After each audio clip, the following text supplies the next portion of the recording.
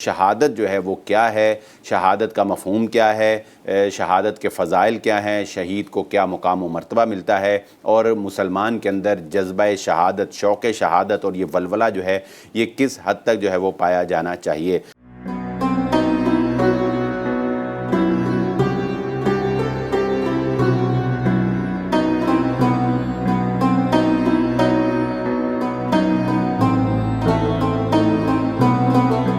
بسم اللہ الرحمن الرحیم۔ پروگرام ستارہ حرم کے ساتھ میں ہوں آپ کا میزبان بلال احمد۔ پروگرام میں میرے ساتھ موجود ہیں جناب ڈاکٹر مسعود قاسم صاحب۔ ناظرین، پروگرام ستارہ حرم میں ایک نئے عنوان کے ساتھ، ایک نئے ٹاپک کے ساتھ جو کہ اس وقت کی ضرورت ہے اور ماہ محرم الحرام کے ساتھ وابستہ یہ انتہائی اہم ٹاپک ہے۔ جی ہاں، محرم الحرام کا آغاز ہی حضرت عمر بن خطاب رضی اللہ تعالیٰ عنہ کی شہادت سے ہوتا ہے۔ پھر 10 محرم الحرام اہل بیت کے شہزادے حضرت حسین رضی اللہ تعالیٰ عنہ کی شہادت جو ہے وہ اسلام پیش کرتا ہے، اور اس کے علاوہ محرم الحرام کا مہینہ اپنے اندر بہت سے فضائل بھی رکھتا ہے، بہت سے مناقب رکھتا ہے۔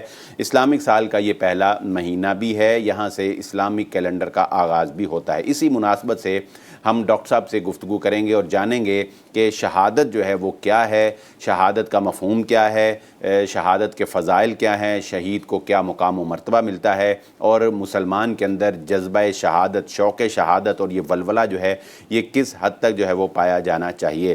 ڈاکٹر صاحب، سب سے پہلے ہمارے ناظرین کو یہ بتائیے گا کہ شہادت کیا ہے، شہادت کا مفہوم کیا ہے۔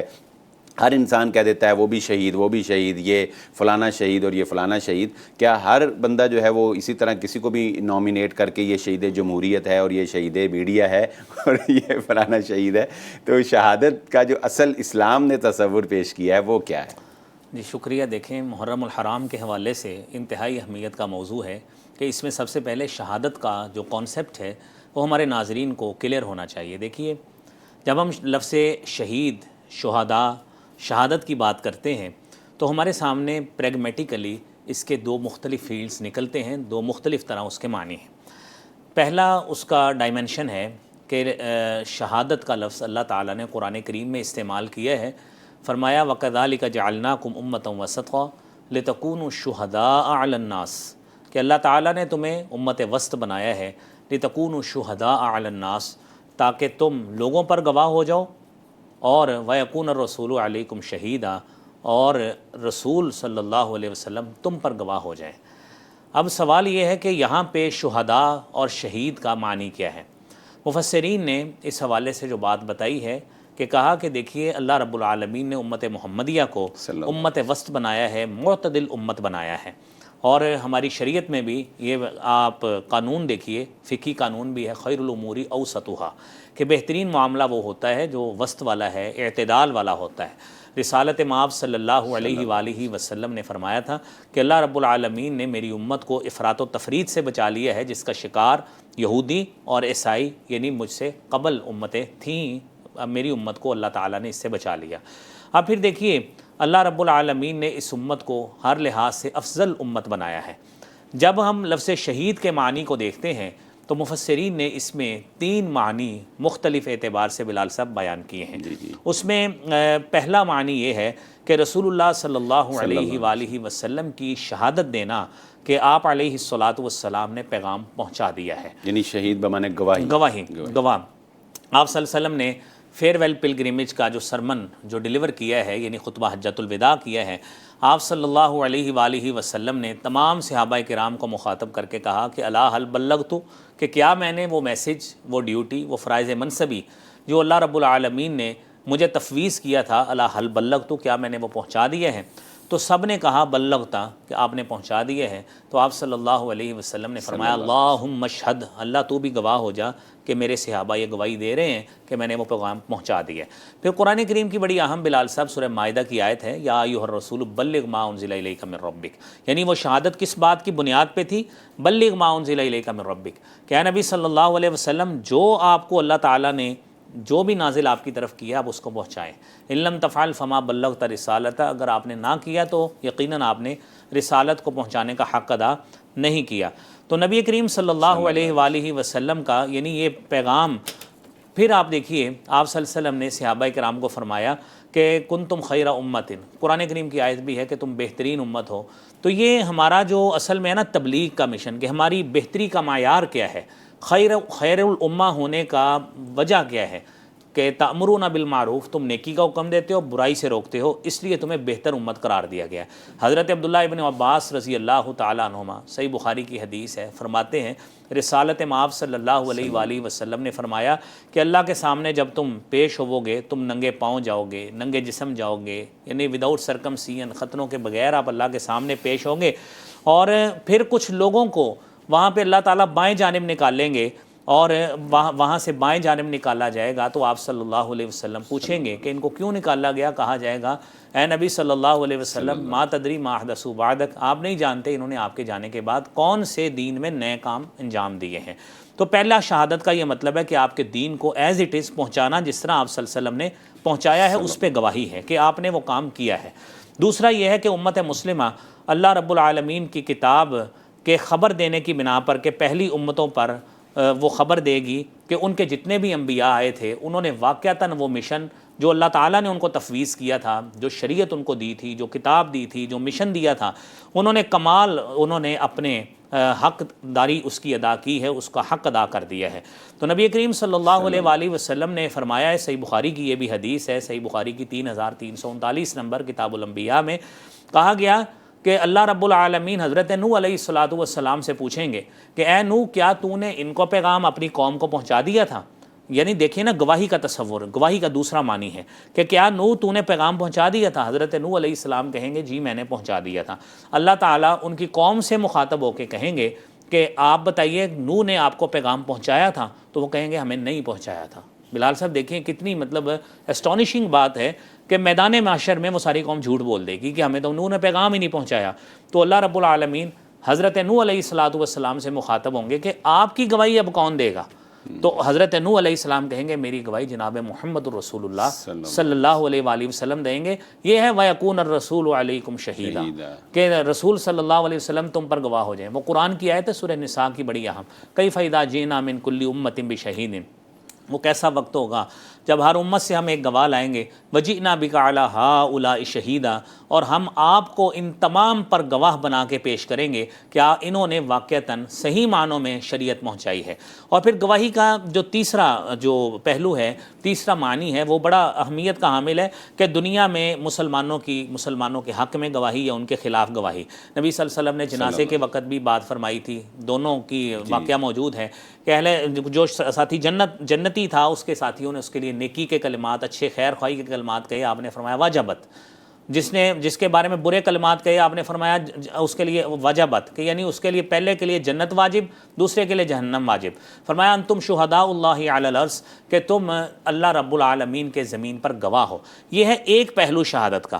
شہادت کا دوسرا پہلو وہ ہے جو میدان میں شہید ہوتا ہے، میدان جنگ میں شہید ہوتا ہے، جس کے بارے میں ہماری شریعت کی یہ تعلیم ہے۔ قرآن کریم کہتا ہے لا تقولوا لمن یقتل فی سبیل اللہ امواتا، کہ وہ لوگ جو اللہ کے رستے میں قتل کر دیے جاتے ہیں، شہید کر دیے جاتے ہیں، آپ انہیں مردہ نہ کہو، بل احیاء، وہ زندہ ہیں، ولکن لا تشعرون، تمہیں اس کا شعور نہیں ہے، اور ان کو اپنے رب کے ہاں رزق دیا جاتا ہے۔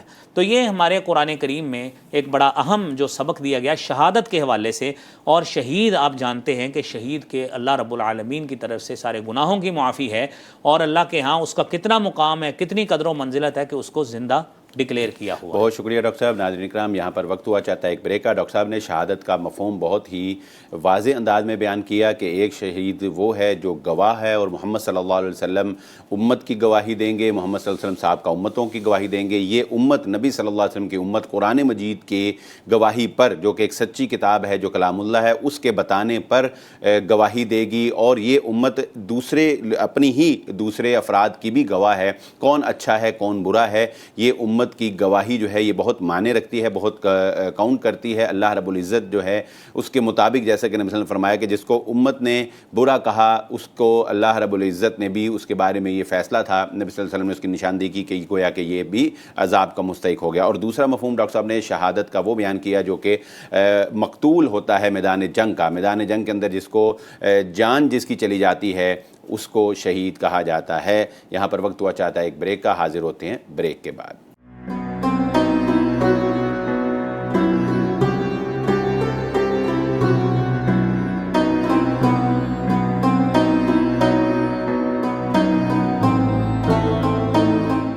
ویلکم بیک ناظرین. بریک پر جانے سے پہلے شہادت کے مفہوم پر گفتگو ہو رہی تھی. محرم الحرام کی بات کرتے ہیں تو ایک عظیم شہادت، ایک عظیم شخص، ایک ایسا لیڈر کہ تاریخ میں دشمنوں نے بھی اس کی بہادری کے، اس کی دلیری کے اعترافات جو ہیں وہ اپنی کتابوں میں درج کیے. نہ صرف یہ بلکہ انسانیت کا وہ دشمن جو ہر لحظہ اور ہر لمحہ داغ لگائے بیٹھا ہوا ہے اور کوئی موقع جانے نہیں دیتا انسان کو گمراہ کرنے کا، وہ شیطان بھی عمر ابن خطاب رضی اللہ تعالیٰ عنہ کو دیکھ کر اپنا راستہ بدل لیا کرتا تھا. یہ محمد الرسول اللہ صلی اللہ علیہ وآلہ وسلم نے حضرت عمر ابن خطاب رضی اللہ تعالیٰ عنہ کے بارے میں ہمیں خبر دی کہ آپ کو اللہ نے وہ جاہ و جلال، وہ مقام و مرتبہ، وہ رعب دیا تھا کہ کسی کی یہ جرت نہیں تھی کہ وہ آپ کی آنکھوں میں آنکھیں ڈال کر بات بھی کر سکے. ہمارے ساتھ موجود ہیں ڈاکٹر صاحب سے ہم یہ جانیں گے. ڈاکٹر صاحب، یکم محرم الحرام حضرت عمر ابن خطاب رضی اللہ تعالیٰ عنہ کی شہادت کی یاد تازہ کرواتا ہے. اس مناسبت سے کوئی بات ہمارے ناظرین کو بتائیے گا. جی دیکھیے، حضرت عمر فاروق رضی اللہ تعالیٰ عنہ رسالت مآب صلی اللہ علیہ وآلہ وسلم کے جلیل القدر صحابی ہیں. بنو عدی خاندان سے حضرت عمر فاروق رضی اللہ تعالیٰ عنہ کا تعلق ہے. آپ ابتدائی زمانہ میں ہی جب اسلام قبول نہیں کیا تھا، رسالت مآب صلی اللہ علیہ وسلم نے اللہ رب العالمین سے دعا کی، اللہم اعز الاسلام بعمر بن الخطاب او بعمر بن الہشام، اے اللہ اسلام کو غلبہ عطا فرما، عزت دے عمر بن ہشام کے ذریعے یا عمر بن خطاب کے ذریعے. تو مراد رسول یہ عمر بن ہشام کا ذرا نام عمر بن ہشام ابو جہل کیونکہ عمر بن ہشام کا لوگوں کو پتہ نہیں، لوگوں کو پتہ نہیں، بالکل ٹھیک ہے. تو اللہ رب العالمین نے رسالت مآب صلی اللہ علیہ وآلہ وسلم کو حضرت عمر فاروق رضی اللہ تعالی عنہ کی صورت میں ایک شخصیت ایسی عطا فرمائی جو انتہائی زیرک شخصیت، انتہائی پرسیپٹو اپروچ اور بصیرت کی حامل، معاملہ فہم اور ہر لحاظ سے یعنی ایسی شخصیت کہ رسالت مآب صلی اللہ علیہ وآلہ وسلم خود فرماتے ہیں کہ لقد کان فیما قبلکم من الامم محدثون فإن یک فی امتی محدث فإنہ عمر، کہ ہر امت میں محدث ہوتے ہیں. دال کے اوپر بلال صاحب زبر کے ساتھ محدث یعنی ایسا شخص جس کو الہام ہوتا ہے، جس کو یعنی ایک چیز کا جو نتیجہ ہے جو پہلے اس کو پرسیو کر لیتا ہے، غیبی مدد، ایک غیبی مدد یعنی الہام کے اعتبار سے وہ ہوتی ہے. آپ نے فرمایا ہر امت میں ایک شخص ہوتا ہے. ان یک فی امتی محدث فإنہ عمر، اگر میری امت میں کوئی محدث ہے تو اس کو عمر فاروق عمر بن خطاب کہتے ہیں. یعنی آپ دیکھیے، آپ کی اگر سیرت کو دیکھ لیں، بدر کے قیدی ہوں، خواتین کے پردے کا معاملہ ہو، رسالت مآب صلی اللہ علیہ وآلہ وسلم کے ساتھ پھر منافقوں کے ساتھ طرز عمل ہو، یعنی یہاں پہ تفصیل کا اس وقت کسی بھی واقعے کا موقع نہیں ہے کہ جہاں پہ بھی عمر فاروق رضی اللہ تعالیٰ عنہ نے جو بات رسالت مآب صلی اللہ علیہ وآلہ وسلم کو مشورہ دیا ہے، اللہ کریم نے قرآن بنا کے نازل کر دیا. صاحب، جو ہم نبی صلی اللہ علیہ وآلہ وسلم کو خاتم النبیین مانتے ہیں، یہ ہمارے ایمان کا حصہ ہے اور اس کے بغیر ہم مسلمان نہیں رہتے. تو ہم یہ بھی ناظرین کو بتائیے گا کہ نبی صلی اللہ علیہ وآلہ وسلم نے وہ مشہور حدیث جس میں اپنے خاتم النبیین ہونے کا بھی ذکر کیا اور حضرت عمر ابن خطاب رضی اللہ تعالیٰ عنہ کے بارے میں فرمایا. آپ نے جی بالکل بہت اچھی بات اور ٹو دی پوائنٹ یہاں پہ لوگوں کو پتہ لگے کہ آپ صلی اللہ علیہ وسلم حضرت عمر فاروق کی بصیرت سے اتنا متاثر تھے. آپ فرماتے تھے کہ اللہ رب العالمین نے یہ نبوت کا چیپٹر کلوز کر لیا ہے. اس کے باوجود لو کان بعدی نبی لکان عمر، اگر کوئی نبی ہونا ہوتا تو جو اپروچ اللہ تعالیٰ نے عمر فاروق کو دی ہے تو اس بنا پر اللہ وہ نبوت کا تاج عمر فاروق پہ رکھتے. لیکن چونکہ نبوت کلوز ہو چکی، خیر آپ خلیفہ بن گئے، کیونکہ مختصر وقت ہے اختصاراً ساری بات کرتے رہتے ہیں. خلیفہ بن گئے. خلیفہ بننے کے بعد حضرت عمر فاروق رضی اللہ تعالیٰ عنہ نے جو نظام عدل، پولیس کا نظام، اصلاحات کا نظام اور جو اولیات عمر کے نام سے تاریخ میں ایک پورا چیپٹر ہے، ایسی ایسی اصلاحات، ایسی ریفارمز کی کہ آج بھی بلال صاحب یورپ کے 28 کنٹریز میں عمر لاس کے نام سے پورا قانون موجود ہے، جس میں سرکاری ملازمین، پولیس کے لوگ، فوج کے لوگ، پینشنز کا نظام، یہ سارا کچھ سیدنا عمر فاروق رضی اللہ تعالی عنہ سے ہی اور آپ کی ریفارم سے ہی وہ متاثر ہو کر انہوں نے اپنے ہاں اس کو مروج کیا ہے۔ اگر ہم ان کی فتوحات پر آئے، سب سے پہلے جنگ قادسیہ، یعنی بڑے مارکوں کی بات کرتے ہیں صرف، کہ آپ نے جنگ قادسیہ یعنی فارس کو فتح کیا، 14 ہجری کی بات ہے، جنگ قادسیہ اس کے نام سے معروف ہے۔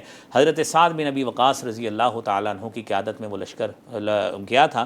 پھر اس کے بعد ایک بڑا مارکا یعنی رومیوں کے خلاف حضرت عمر فاروق رضی اللہ تعالیٰ عنہ نے لڑا ہے۔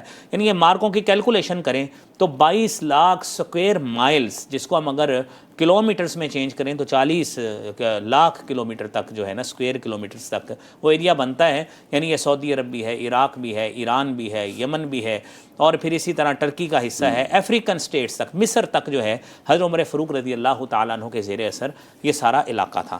حضرت عمر فاروق رضی اللہ تعالیٰ عنہ کا یعنی یہ تو اختصاراً ہم نے سیرت یہاں پہ ذرا خاص طور پہ فلسطین کی جو فتح ہے، جو بیت المقدس کی فتح ہے، اس کا ذرا تذکرہ ضرور کیجیے گا۔ بیت المقدس کی فتح، جی بالکل، بڑی اہم بات کہ بیت المقدس کی فتح جو سب سے پہلے ہوئی ہے وہ بھی سیدنا عمر فاروق رضی اللہ تعالیٰ عنہ ہی کے دور میں ہوئی۔ یعنی یہ بڑی فتوحات، دیکھیے جب ہم نے فارس کی بات کی، جب ہم نے رومنز کی بات کی، تو یہ فلسطین یہ ایسی امپائر اس وقت، یعنی یہ علاقہ تھا جو انبیاء کی ایک مقدس زمین تھی، اس کو فتح کرنے کا کریڈٹ بھی عمر فاروق رضی اللہ تعالیٰ عنہ کے سر۔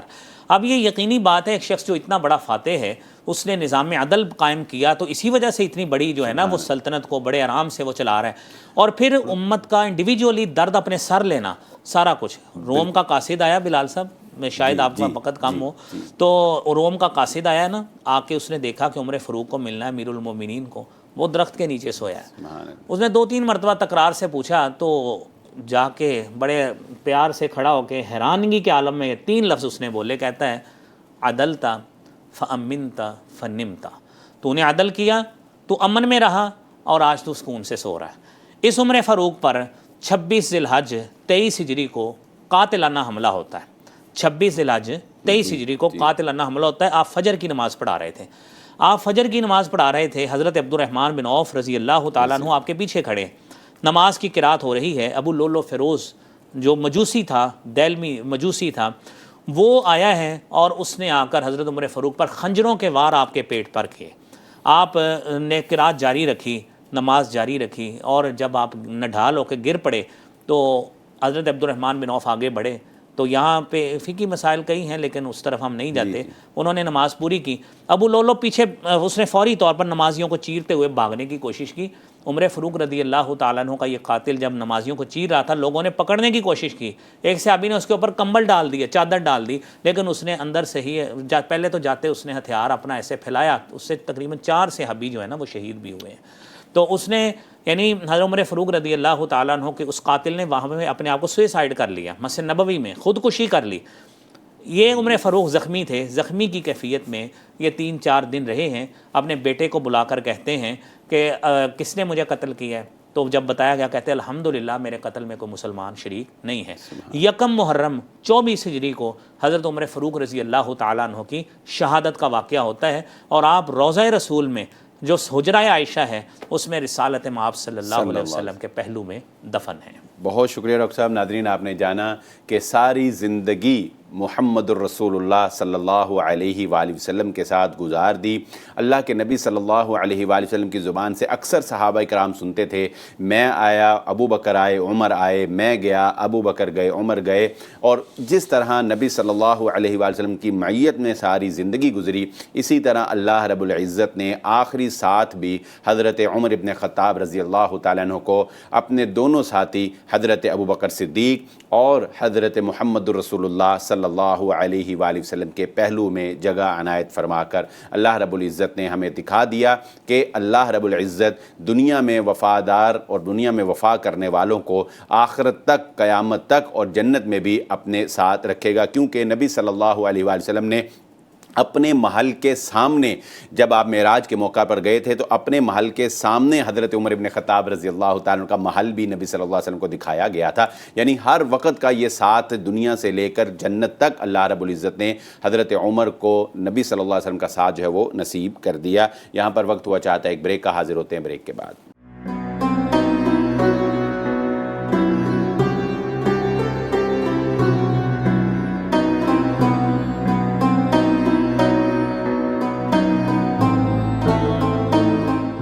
वेलकम बैक नाजरीन। प्रोग्राम सितारे हरम में हमारी गुफ्तगू मुहर्रम उल हराम में होने वाले वाक़यात हज़रत उमर इब्न ख़त्ताब रज़ियल्लाहु ताला अन्हु की शहादत से जारी थी, और इसके बाद हम ज़िक्र करते हैं 10 मुहर्रम उल हराम हज़रत हुसैन रज़ियल्लाहु ताला अन्हु की शहादत का वो वाक़या जिस पर हर आँख अश्कबार है, हर दिल जो है वो अफसुर्दा है। हज़रत हुसैन रज़ियल्लाहु ताला अन्हु के साथ मोहब्बत करना हमारे ईमान का हिस्सा है, क्योंकि आप नवासे रसूल हैं, आप अहले बैत से हैं, आप अली रज़ियल्लाहु ताला अन्हु के बेटे हैं। डॉक्टर साहब फरमाइएगा, शहादत हुसैन रज़ियल्लाहु ताला अन्हु के हवाले से भी और हज़रत हुसैन रज़ियल्लाहु ताला अन्हु के साथ जो नबी सल्लल्लाहु अलैहि वसल्लम की एक ख़ास मोहब्बत थी, एक ख़ास ताल्लुक़ था, वो भी उससे ज़रा आगाज़ करते हुए हमारे नाज़रीन को बताइएगा। जी शुक्रिया। देखिए, हज़रत हुसैन रज़ियल्लाहु ताला अन्हु रिसालत माब सल्लल्लाहु अलैहि वसल्लम के नवासे हैं, और आप सल्लल्लाहु अलैहि वसल्लम की लख्त जिगर सैयदा फ़ातिमतुज़ ज़हरा सलामुल्लाहि अलैहा रज़ियल्लाहु ताला अन्हा उनके फ़र्ज़ंद हैं। हसन हुसैन मोहसिन आपके फ़र्ज़ंद थे सैयदा फ़ातिमा के।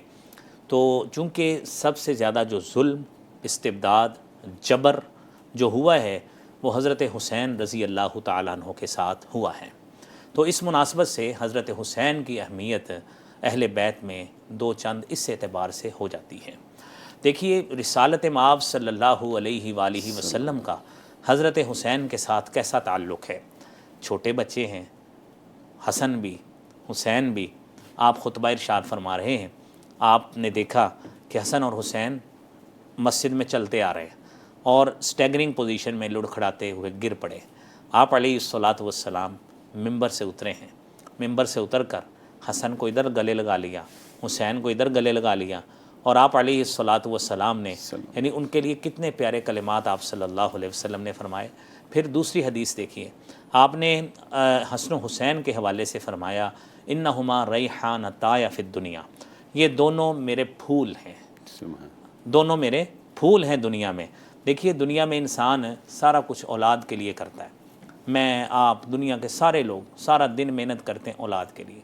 आप कहते थे कि ये मेरे फूल हैं, और जिसको ज़ुबान अक़दस फूल कह देती है, रिसालत माब सल्लल्लाहु अलैहि वसल्लम की ज़ुबान अक़दस है जब ये लफ्ज़ निकले, तो आप देखिए कि उनकी अहमियत वाक़ियतन वो कोई दुनियावी फूल नहीं है, कितनी बड़ी अहमियत उनकी होगी। क्या बात। दुनिया के जो ये फूल हैं डॉक्टर साहब, हम इनका कितना ख्याल रखते हैं, और ये मुरझाने वाले, और इनका हम कितना ख्याल रखते हैं, इनकी ग़ज़ा का, इनको पानी देते हैं, और बागबान पूरा जो है वो, और जब कोई फूल जो है मुरझा जाता है तो उसके दिल को एक चोट लगती है। हालांकि ये फूल की और इंसान से कोई मुनासबत नहीं है, लेकिन मोहम्मद रसूलुल्लाह सल्लल्लाहु अलैहि वसल्लम ने जिनको अपना फूल कहा हो, उनका मुकाम और मर्तबा क्या कहने जी।